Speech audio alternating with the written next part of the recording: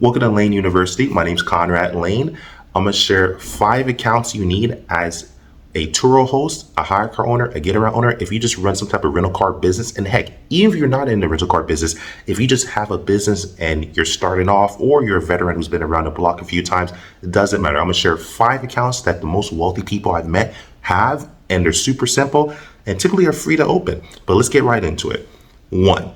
All these accounts are going to typically be checking accounts, but do as you please. If you want to do a savings account, the only reason I don't pick savings accounts is because typically you want a debit card, but at your own choice. But anyways, let's get right into it. So this is for checking accounts.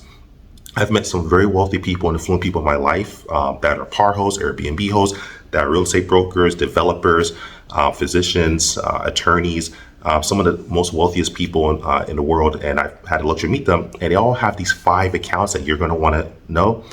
But again, I don't care if you're sole proprietorship, if you're LLC, a corporation, if you're an S Corp, you're elected to be an S Corp with Form 2553, doesn't matter. You're going to want these 5 accounts, but let's get right into it. Number 1, first checking account will be, you're going to call this your income account. This is going to be the account, say if you're a Turo host, if you're a hire car owner, or hey, you're just any type of business, and when someone pays you and the transactions get sent over to you and you make money, you make a sale, or you close a deal, if you're a real estate agent, I don't care if you're an insurance agent, it doesn't matter. You want an account that's strictly dedicated to receiving the process of the funds that are transacted after the sale. Number 1, you're going to call this your income account. The second account is going to be your taxes account. I always put this as number 2 because yes, I believe in becoming wealthy. I believe in mitigating all losses, reducing your taxes, but in a legal fashion. You want to have transactions showing all the money that goes into your income. And from each and every sale, you take a third of that at least.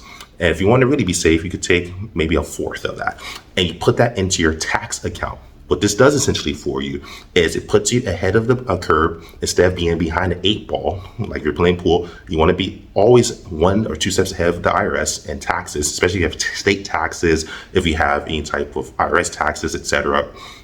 Licensing fees. You want this to be put into this account so that way you're never behind, you never owe taxes. People go and spend their money all willy-nilly and they don't ever have the taxes that they need because they spend it on luxuries or they overspend. So just make sure every dollar you make, you put at minimum 33%. So every dollar you keep 77 cents, you put in 33 cents. That's your second account. You're gonna call this your tax account.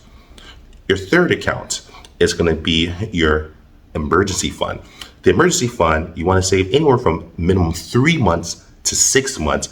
I recommend once you start getting really good, having 3 to 4 years of amount of all your payments. If you have a mortgage, whatever, just like in an account that you never touch. You don't even think you have it. You just have an emergency fund you never touch. People unfortunately make the mistake of using their emergency fund to dip into investments and dip into other luxuries, or they want to spend a little bit more on maybe a course. That's great. You can do that, but that's supposed to be an emergency fund. It's supposed to be there if everything gets burned down, if you're in a bad situation, if you have to buy new cars, if you have to buy new merchandise, if you have to buy new equipment for your business, if someone passes away in your family, if you need to, whatever the case is, you want to have that other account that you don't ever touch. And that's going to be your emergency fund account. Fourth, you want to make sure to also have your investment account. This is for those, if you want to buy maybe a $2,000 course, a $10,000 course. You want to get some type of VIP status, maybe for marketing for your business. Maybe you want to invest in crypto, or maybe some type of stocks that you heard about, or for investment opportunities like real estate, maybe opportunity.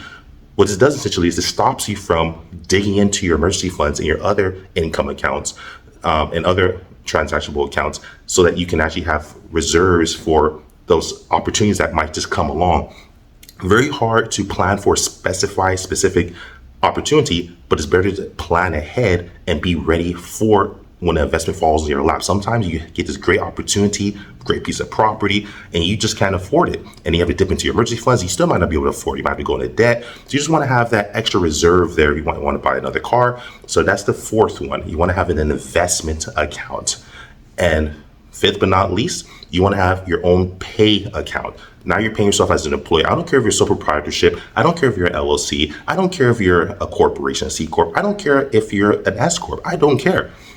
You want to make sure you're always paying yourself. And based on the percentages, the way I'll have it is, for me personally, and I always switch this up, so don't use this as just a hypothetical, is first account, the income, 100% goes into the income account, right? And then now from that 100% from the income account, you take 33% and put it into the taxes account. That leaves you with 77% hypothetically. And then from that 77%, you put an additional maybe 20 to 25% into the emergency fund and everything. And then you put another, let's say maybe 10% into your investment account, and the rest is what you pay yourself.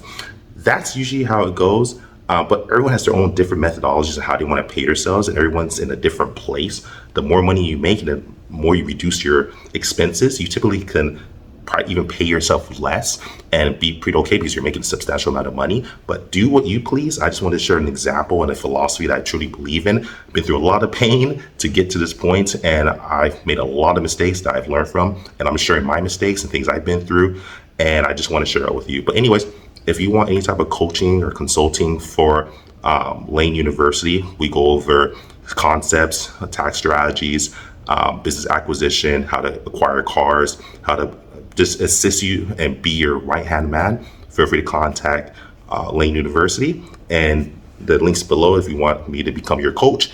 And you basically just have me get into my head, teach you how to build one car, two car, a 6 car. I have 30 cars currently, and I can teach you how to get there too. Anyways, like, subscribe, share. If you found any value in this content, feel free to hit that bell. If you're watching this on another social media platform, make sure you follow my channel, follow the social media account, Conrad Layn. Love you guys. Like, subscribe, share. Calling out. Peace. Ciao.